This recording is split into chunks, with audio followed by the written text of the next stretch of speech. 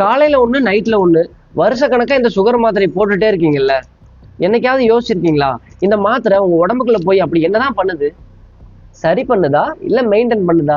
நம்ம ரத்தத்துல இருக்க சர்க்கரையை கொண்டு போய் செல்லுக்குள்ள சேர்க்கிற வேலையை தான் நம்ம உடம்புல இருக்கிற இன்சுலின் செய்யுது.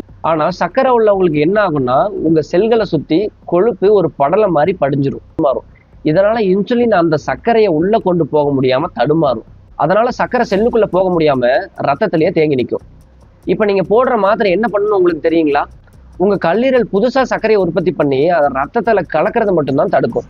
ஆனா ஏற்கனவே உங்க ரத்தத்துல தேங்கி நிக்கிற சர்க்கரைய அது எரிக்காது, அது அங்கேயே தான் இருக்கும்.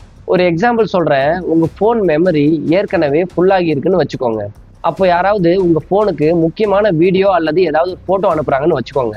நீங்க எவ்வளவு வாட்டி அந்த டவுன்லோட் பட்டனை அழுத்தினாலும் அந்த போட்டோவோ வீடியோவோ உங்க போனுக்கு வராது. ஏன்னா உங்க மெமரி ஃபுல்லா இருக்கு. இதே நிலைமை தாங்க உங்க செல்களுக்கும்.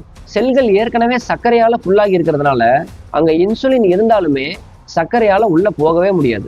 ஆனா ஒரு 30 நிமிஷம் நீங்க நல்ல நடைப்பயிற்சியோ அல்லது உடல் உழைப்போ கொடுக்கும் பொழுது உங்க உடம்புல ஒரு மேஜிக் நடக்கும். அப்போ இன்சுலினோட உதவியே இல்லாம உங்க தசை செல்கள்ல ஒரு மேஜிக் டோர் ஒன்று ஓப்பன் ஆகும்.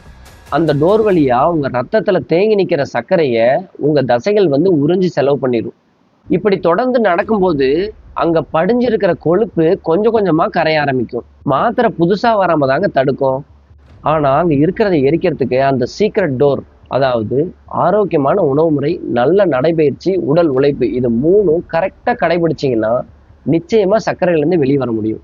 இந்த மாதிரி ஆரோக்கியமான தகவலை தெரிஞ்சுக்கணும்னா நம்ம பேஜை ஃபாலோ பண்ணிக்கோங்க. தேங்க்யூ.